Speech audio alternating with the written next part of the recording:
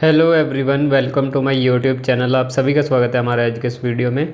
तो दोस्तों, आज की इस वीडियो में हम डिस्कस करने वाले हैं यूनिट्स एंड मेजरमेंट का पार्ट 2। दोस्तों, फिजिक्स की हमने एक सीरीज स्टार्ट करी है एनवीएस लैब अटेंडेंट के लिए। ठीक है, आपका सबसे पहले इसमें फिजिक्स पूरा कंप्लीट कराया जाएगा, उसके बाद केमिस्ट्री, और उसके बाद जैसा भी आपको ठीक लगता है उसी अकॉर्डिंग आपका बायोलॉजी पूरा कंप्लीट आपको करवा दिया जाएगा। ठीक है, तो दोस्तों आपका जो साइंस वाला पोर्शन है आपका इस चैनल पर पूरा का पूरा वो कंप्लीट करवाया जाएगा। तो आप चैनल से जुड़ जाना, चैनल को सब्सक्राइब कर लेना, और साथ ही दोस्तों बेल आइकन को जरूर प्रेस कर लेना ताकि आने वाले वीडियोस की नोटिफिकेशन आप लोगों तक पहुंचती रहे। और दोस्तों वीडियो के डिस्क्रिप्शन में एक लिंक पड़ा हुआ है टेलीग्राम का, टेलीग्राम ग्रुप जो आप जो है ज्वाइन कर लेना। एग्ज़ाम RTI के नाम से हमारा जो है ग्रुप है। डेली की PDF आपको दोस्तों वहीं पर मैं डाल देता हूँ। ठीक है, तो वहाँ से आपको डाउनलोड कर लेनी है रोज़ की PDF। पहले क्लास होगी, उसके बाद आपको PDF प्रोवाइड करा दी जाएगी, वहाँ से आप डाउनलोड कर लेना। ठीक है, और दोस्तों वीडियो को स्टार्ट करने से पहले एक बार बात कर लेते हैं कि आपको प्रैक्टिस कहाँ से करनी है। ठीक है, उसके बारे में थोड़ा सा मैं आपको बता देता हूँ, जो कि बहुत ज़रूरी है। तो देखिए दोस्तों, वीडियो के डिस्क्रिप्शन में एक लिंक पड़ा हुआ है। उस लिंक पर जब आप क्लिक करेंगे आपके सामने ओपन होकर आएगा प्ले स्टोर। ठीक है, प्ले स्टोर में आपको टेक्स्ट बुक ऐप आपकी मिल जाएगी, वो आपको इंस्टॉल कर लेनी है। उस पर आपको रजिस्ट्रेशन कर लेना है। ठीक है, रजिस्ट्रेशन करने के बाद आपको क्या करना है दोस्तों, उसमें सर्च वाले सेक्शन में आपको सर्च करना है एनवीएस नॉन टीचिंग पोस्ट। ठीक है, इतना सर्च करने पर आपके सामने ये वाला पेज ओपन हो जाएगा। ठीक है, इसके बाद आपको देखिए कहाँ पर क्लिक करना है, यहाँ पर ये देखिए आपको टेस्ट सीरीज एक जगह लिखा हुआ दिख रहा होगा, इस पर आपको क्लिक कर देना। नेक्स्ट पेज आपके सामने ओपन हो जाएगा दोस्तों, ये वाला। ठीक है, तो इसमें थोड़ा सा आपको स्क्रॉल डाउन करने के बाद ये NVS lab attendant 2022 mock test, ये आपको दोस्तों पूरे मॉक टेस्ट इसमें जो है वो मिल जाएंगे। ठीक है, साथ ही इसमें दोस्तों एक जो 2018 वाला एनवीएस लैब अटेंडेंट का पेपर था वो भी आपको मिल जाएगा, पूरा का पूरा एज इट इज पेपर इसमें पड़ा हुआ है, वो आप जरूर लगा कर जाएँ। ठीक है, और दोस्तों इसमें एक छोटा सा पास आपको ख़रीदना होता है। ठीक है, तो वो पास आप जो है परचेज कर लेना। उसमें देखिए दोस्तों, पास के बहुत सारे फ़ायदे होते हैं। एक साल के अंदर आप जितने भी एग्ज़ाम देंगे सभी की टेस्ट सीरीज आपको इसमें अवेलेबल करा दी जाती है। ठीक है, जब भी दोस्तों आप पास खरीदे तो आप ये वाला कोड यूज कर लेना, आपको 10% का और डिस्काउंट मिल जाएगा। ठीक है, देखिए जैसे आपका 300 रुपये का पास है तो आपको ये वाला कोड यूज होने के बाद 10% आपको यानी कि 30 रुपये लगभग आपके उसमें और लेस हो जाएंगे, तो 300 रुपये का पास आपको 270 में पड़ जाएगा। ठीक है, तो आप इतना सा ध्यान रखना, ये वाला कोड आपको यूज कर लेना है। ठीक है, और आपको पास खरीद लेना है। ठीक है, देखिए अगर मैं बात करूँ प्रीवियस ईयर के पेपर के बारे में, तो 2018 का पेपर जो है दोस्तों official paper NVS lab attendant का यहाँ पर आपको देखने को मिल जाएगा, ये आप जरूर लगा कर जाएँ। ठीक है, तो चलिए दोस्तों आज की इस वीडियो को स्टार्ट करते हैं। ठीक है, तो दोस्तों एक मोटिवेशन लाइन के थ्रू जो है हम इस वीडियो को स्टार्ट करेंगे आज। देखिए इसमें क्या लिखा गया है कि लग गई आग जमाने में तो बचा क्या है, और अगर बच गया मैं तो फिर जला क्या है। मेहनत से ही यहाँ सब कुछ मिलता है दोस्तों, इन हाथों की लकीरों में रखा क्या है। दोस्तों बड़ी गहरी लाइन यहाँ पर लिखी गई है कि किस्मत तो दोस्तों उनकी भी होती है जिनके हाथ नहीं होते। ठीक है, तो दोस्तों जो कुछ भी है आपकी किस्मत कुछ नहीं होती, आपका जो मेहनत है वही आपका सब कुछ होता है। ठीक है, तो आपको मेहनत करनी नहीं छोड़नी है, आपको अपनी मेहनत पर भरोसा रखना है, आपको ज़रूर सक्सेस एक ना एक दिन मिल जाएगी। ठीक है, तो चलिए स्टार्ट करते हैं आज इस वीडियो। ठीक है दोस्तों, ये वाला पार्ट हम आई थिंक कल कवर कर चुके हैं। ठीक है, खगोलीय इकाई यानी कि एस्ट्रोनॉमिकल यूनिट। तो एक एस्ट्रोनॉमिकल यूनिट जो है आपकी 1.496 × 10⁻11 मीटर जो है होती है। ठीक है, ये मैंने कल आपके साथ डिस्कस किया था। लाइट ईयर भी हम डिस्कस कर चुके हैं। ठीक है, और पारसेक भी हम दोस्तों जो है वो डिस्कस कर चुके हैं।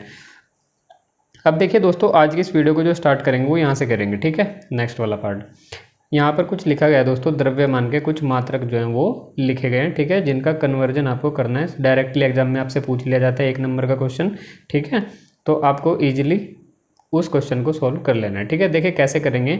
1 औंस जो है वो कितने ग्राम के बराबर होता है, तो दोस्तों 28.35 ग्राम के बराबर 1 औंस होता है। ठीक है, अगर बात करते हैं 1 पाउंड कितने के बराबर होता है, तो दोस्तों 1 पाउंड 16 औंस के बराबर या फिर 453.52 ग्राम के बराबर होता है। ठीक है, और अगर हम बात करते हैं दोस्तों मीट्रिक टन के बारे में, तो 1 मीट्रिक टन में आपके 1000 किलोग्राम होते हैं। ठीक है, और 1 क्विंटल आपके कितने के बराबर होता है दोस्तों, 100 किलोग्राम के बराबर आपका होता है। ठीक है, तो ये चीज़ आपको याद रखनी है। टेबल आपको देखिए कैसे याद करनी है, 2-4 बार आप इसका जो है रिविजन करना है आपको ईजिली ये याद हो जाएंगे। ठीक है, अब देखिए कुछ लंबाई के मात्रक भी ऐसे होते हैं जिनको आपको याद रखना होता है। ठीक है, डायरेक्टली एग्जाम में पूछ लिया जाता है। जैसे देखिए 1 फुट में 12 इंच होता है, ये लगभग सबको पता होगा। ठीक है, और 1 इंच में 2.54 सेंटीमीटर है, ये भी आपको दोस्तों सबको पता होगा आई थिंक, ठीक है। लेकिन दोस्तों जैसे यहाँ पर लिखा गया है, एक नई चीज़ आपको देखने को मिलेगी, 1 यार्ड, ठीक है। ये लंबाई में जो है बहुत कम आपको नॉर्मल लैंग्वेज में यूज करने को मिलते हैं, ठीक है। यार्ड का आई थिंक किसी किसी को ही पता होगा, 1 यार्ड के बराबर कितना होता है दोस्तों, 36 इंच के बराबर या फिर 3 फीट के बराबर 1 यार्ड होता है, ठीक है। तो ऐसे से ये जो क्वेश्चन होता है डायरेक्टली एग्जाम में पूछ ले जाते हैं, थोड़ा सा आपको इन पर नज़र रखनी है, ठीक है। और 1 मील किसके बराबर होता है दोस्तों, 1760 यार्ड के बराबर आपका होता है, ठीक है। अब देखिए एक क्षेत्रफल के भी ऐसे ही कुछ होते हैं। 1 एकड़ आपको नहीं याद रखना है, ठीक है दोस्तों, इसको याद करने की ज़रूरत नहीं है। 1 हेक्टेयर आपका कितना होता है दोस्तों, 2.5 एकड़ होता है, इतना आपको याद रखना है। 1 वर्ग किलोमीटर आपका कितना होता है, 100 हेक्टेयर होता है। और 1 वर्ग मील आपका कितना होता है दोस्तों, 2.6 वर्ग किलोमीटर या फिर 256 हेक्टेयर आपका होता है, ठीक है। बस इतना सा आपको याद रखना है। अब देखिए यहाँ पर 10 की घात के बारे में हम कुछ बात करेंगे, ठीक है। जो घात कन्वर्जन होता है वो कैसे करते हैं, देखिए सबसे पहले आपका होता है दोस्तों परफिक्सेस फॉर पावर्स ऑफ 10, ठीक है। जैसे देखिए साइंस की लैंग्वेज में अगर आप न्यूमेरिकल सोल्व करते हैं तो उनमें आपको बहुत सारी वैल्यूज़ जो है वो ऐसे देखने को मिलेगी, जैसे 4 गुना 10 की घात 3 मीटर या फिर 2 गुना 10 की घात -2 मीटर। तो दोस्तों ये आता कैसे है, ये ऐसे आता है, देखिए दोस्तों जैसे 4 किलोमीटर यहाँ पर लिखा गया है, ठीक है। तो दोस्तों एक टेबल देखिए मैं आपको इससे पहले दिखा देता हूँ, फिर आपको ये ईजिली समझ में आ जाएगा। देखिए मैं दिखाता हूँ आपको, ये वाली आपकी टेबल, ठीक है। अब देखिए आपको इसको कैसे करना है दोस्तों, आपको इसको उल्टा पढ़ना है, पहले वाले को आपको कैसे पढ़ना है दोस्तों, देखिए आप यहाँ से नीचे से स्टार्ट करेंगे, ठीक है। सबसे पहले आपको इसको याद करने का तरीका मैं आपको बता रहा हूँ, याद भी नहीं करना आपको, इजीली आपके माइंड में सेट हो जाएगा, ठीक है। कैसे, देखिए सबसे पहले आपको ये वाले पढ़ने हैं दोस्तों, ये वाले नाम, ठीक है। डेका, हेक्टो, किलो, ठीक है। उसके बाद mega, giga, tera, peta, AXA, बस एक्सा तक आपको याद रखना है, जेटा योटा आपको याद नहीं रखना है, बस आप 10 की घात 18 तक आपको इसको याद कर लेना, ठीक है। अब जब आप इसको 3 या 4 बार रिवाइज करेंगे तो आपको इजीली आपके माइंड में सेट हो जाएगा। कैसे याद करना है, deca, hecto, kilo, mega, giga, tera, peta, exa, ठीक है। अब देखिए जब आप 3-4 बार इसको रिपीट करेंगे, एक चीज़ और मैं आपको बता देता हूँ, डेका, हेक्टो, किलो ये तो चलेंगे दोस्तों आपकी सीक्वेंस में 1 2 3। जैसे ही दोस्तों 10 की घात 3 तक आप जाएंगे, 3 के बाद आपका सीधा क्या आएगा, 10 की घात 6, फिर उसका और 3 उसमें ऐड कर देंगे 10 की घात 9, फिर 3 और ऐड कर देंगे 10 की घात 12, और फिर 3 और ऐड कर देंगे 10 की घात 15, इसी तरह 10 की घात 18, ठीक है। तो 1 2 3 तो चलेंगे एक सीक्वेंस में, उसके बाद 3 उसमें ऐड करते हुए चले जाएंगे, ठीक है। बस इतना सा आपको याद करने का ये तरीका है एक। तो पढ़ना कैसे है आपको दोस्तों, deca, hecto, kilo, mega, giga, tera, peta, exa, ठीक है। और 10 की घात 1 2 3 6 9 12 15 18, ठीक है। बस इसको आपको 3-4 बार रिपीट कर लेना है, आपका ये पूरा कंप्लीट याद हो जाएगा, ठीक है। Deca, hecto, kilo, mega, giga, tera, peta, exa, ठीक है। 1 2 3 6 9 12 15 18, ठीक है।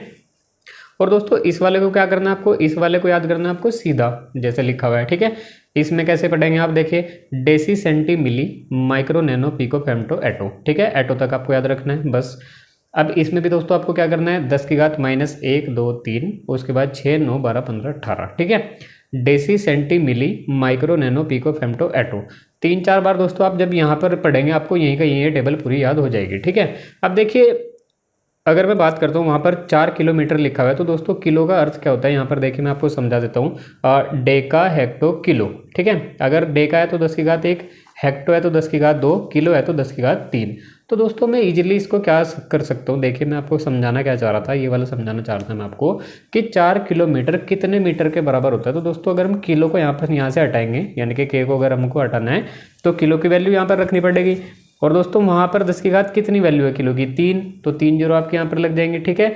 तो 4 किलोमीटर को आप 4000 मीटर भी लिख सकते हैं। और दोस्तों या फिर आप इसको कैसे लिख सकते हैं, 4 गुना 10 की घात 3 मीटर इसको आप लिख सकते हैं, ठीक है। आई थिंक आपके मन में जो डाउट है वो क्लियर हो गया होगा, आपको ये बात समझ में आ गई होगी, ठीक है।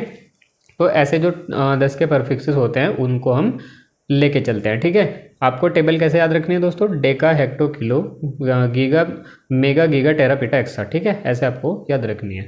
कन्वर्जन भी आपको थोड़ा सा मैं और दिखा दूंगा, देखिए यहाँ पर आप कन्वर्जन कैसे कर सकते हैं। और अगर मैं बात करता हूँ आपको दोस्तों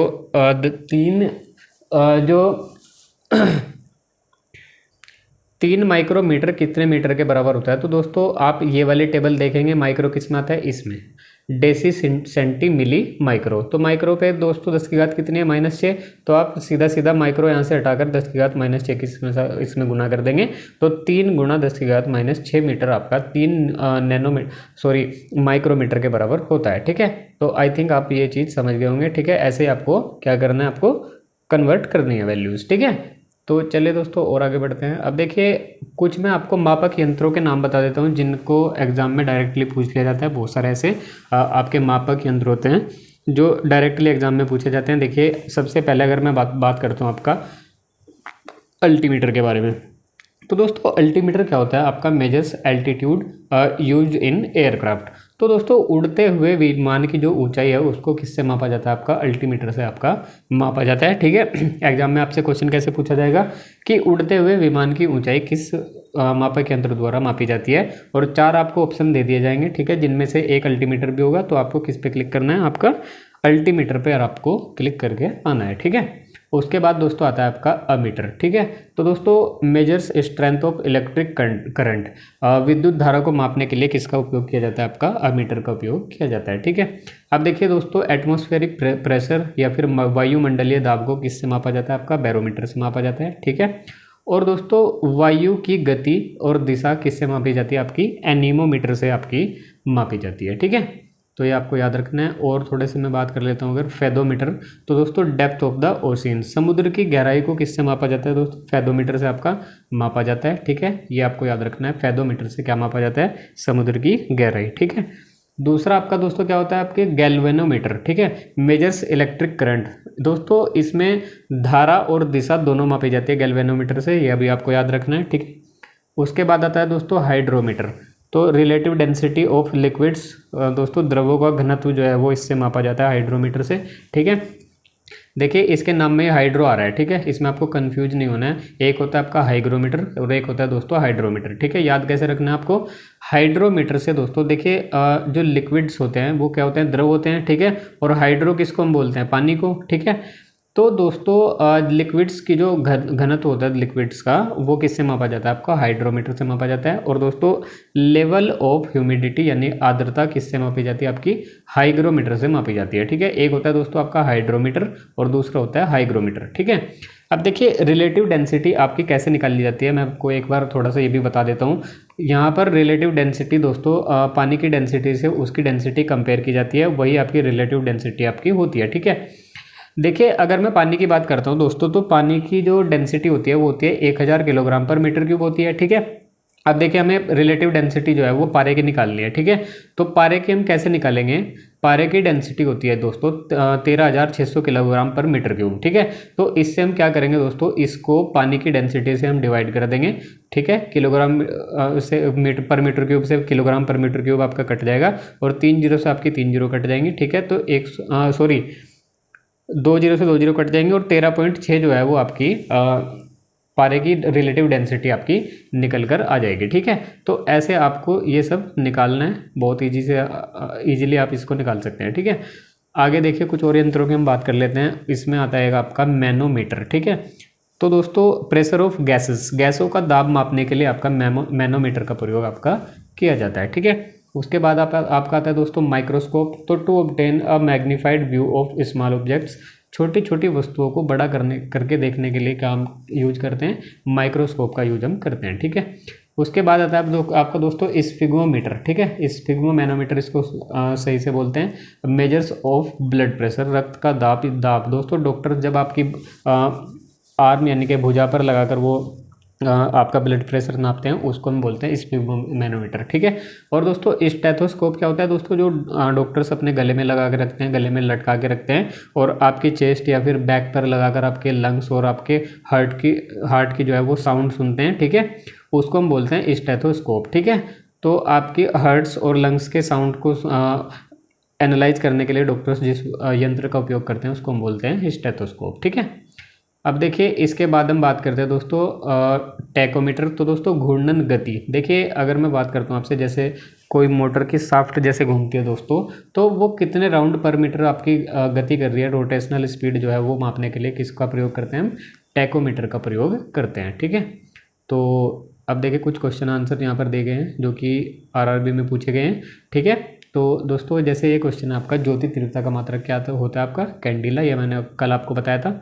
ठीक, उसके बाद हम दोस्तों एक ये देखिए कन्वर्जन वाला क्वेश्चन है, 1 किलोमीटर में कितने मिलीमीटर होते हैं। ठीक है, अब देखिए किलोमीटर को आपको किस में कन्वर्ट करना है, मिलीमीटर में कन्वर्ट करना है। ठीक है, अब देखिए एक छोटा सा रूल आप यहाँ पर समझ लेना कि अगर हटाना हो कोई चीज़, अगर कोई हटानी हो तो दोस्तों क्या करेंगे, आप गुना करेंगे, और अगर दोस्तों कोई चीज़ लानी हो तो आपको क्या करना है, भाग करना है। ठीक है, अब देखिए 1 किलोमीटर, ठीक है, आपको देखिए यहाँ पर क्या करना है, 1 किलोमीटर आपका ये है आपका, ठीक है, इसको मैंने मीटर में कन्वर्ट कर लिया, ये हो गया आपका 1000 मीटर। तो दोस्तों मुझे मिलीमीटर में कन्वर्ट इसको करना है, यानी कि मुझे 1 m और लेके आना पड़ेगा यहाँ पे। ठीक है, अब देखिए मिली को है जो आपको यहाँ पर लेके आना पड़ेगा। ठीक है, तो मिली को जब आप यहाँ पर लेके आएंगे तो मिली का मान क्या कितना होता है दोस्तों, देखिए आप वो वाली टेबल याद करिए अभी जो मैंने भी आपको बताई थी। देखिए डेसी सेंटी मिली, तो मिली कितने पे आया था दोस्तों, 3 पे, तो यानी कि डेसी सेंटी मिली माइनस में चलता है और ये तो 10 की घात -3 आपका यहाँ पर हो जाएगा। ठीक है, तो एक जो है 1000 जो मीटर है दोस्तों, इसकी हम किससे गुना करेंगे दोस्तों, आपकी करेंगे हम 10 की घात -3 से। ठीक है, तो दोस्तों यहाँ पर देखिए यहाँ पर 1000 मीटर जो हमारा पहले से ही था। ठीक है, अब मैंने अभी आपको एक क्या चीज़ समझाई थी कि अगर हटाना ही हो कोई चीज़ तो आपको क्या करनी पड़ेगी, गुना करनी पड़ेगी, और अगर किसी चीज़ को हमें लाना है तो क्या करना पड़ेगा, आपको भाग करना पड़ेगा। तो 1000 मीटर हमारे पास पहले से था। ठीक है, तो हम उसको डिवाइड करेंगे 10 की घात -3 से। ठीक है, और 10 की घात -3 दोस्तों जब हम ऊपर लेके जाएंगे तो 10 की घात -3 जो है वो पॉजिटिव में कन्वर्ट हो जाएगा ऊपर जाते ही। ठीक है, तो 10 की घात कितनी हो जाएगी आपकी, 6 हो जाएगी। ठीक है, घातें आपस में जुड़ जाती हैं गुना में, आई थिंक आपको पता होगा। तो दोस्तों इसका ऑप्शन नंबर सी आपका राइट आंसर होगा, 10 की घात 6। ठीक है, जिसमें 6 जीरो आपको देखने को मिलेगी, वही आपका राइट आंसर होगा। ठीक है, अब देखिए दोस्तों ये नेक्स्ट क्वेश्चन है आपका, deca hecto kilo mega giga tera peta exa. ठीक है, ये तो आपके पॉजिटिव वाले हुए, और दोस्तों माइनस वाले अगर हम बात करते हैं दोस्तों, deci centi milli micro nano pico femto atto. ठीक है, तो फेम्टो कितने नंबर पे आता है दोस्तों, आपका सेकंड लास्ट नंबर पर आता है, यानी कि 10 की घात -15 इसका आंसर रहेगा। ठीक है, तो ऑप्शन नंबर 20 का राइट आंसर है, आपको याद रखना है। उसके बाद आता है दोस्तों 1 माइक्रोमीटर। ठीक है, तो दोस्तों देखिए इसको कैसे करना है आपको, डेसी सेंटी मिली माइक्रो, तो 1 2 3 तक तो वही चलेगी, उसके बाद 3 के मल्टीपल में चलेगी। ठीक है, यानी कि 10 की घात -6 इसका राइट आंसर हो जाएगा, ऑप्शन नंबर ए। ठीक है, एक क्वेश्चन देखिए, तो ये भी दोस्तों आपका आरआरबी 2004 में पूछा गया है, विभवांतर मापने के लिए प्रयुक्त युक्ति को क्या कहा जाता है दोस्तों, वोल्ट मीटर से इसको मापा जाता है। ठीक है, तो आपको याद रखना है वोल्ट मीटर। और दोस्तों एक होता है आपका एंगस्ट्रॉम, एंगस्ट्रॉम क्या मापता है, तो दोस्तों एंगस्ट्रॉम से आपकी मापी जाती है वेव लेंथ, यानी कि तरंग दैर्ध्य। ठीक है, तो दोस्तों बी ऑप्शन इसका सही है। आगे बढ़ते हैं, और अब देखिए दोस्तों अभी भी मैंने एक क्वेश्चन आपको बताया था कि टेकोमीटर से क्या मापा जाता है। एक होता है आपका तापक्रम, टेम्परेचर, नहीं दोस्तों टेम्परेचर नहीं मापा जाता, फ्लो प्रवाह नहीं मापा जाता, प्रेशर दाब नहीं मापा जाता, स्पीड चाल नहीं मापी जाती। लेकिन चाल किसकी मापी जाती है दोस्तों, मापी जाती है आपकी एक शाफ्ट की चाल, यानी कि राउंड पर मीटर में जो रोटेशनल स्पीड होती है दोस्तों, घूर्णन गति से मापी जाती है टेकोमीटर से, और दोस्तों वो भी एक स्पीड ही होती है। ठीक है, तो आपका ऑप्शन नंबर डी इसका राइट आंसर है।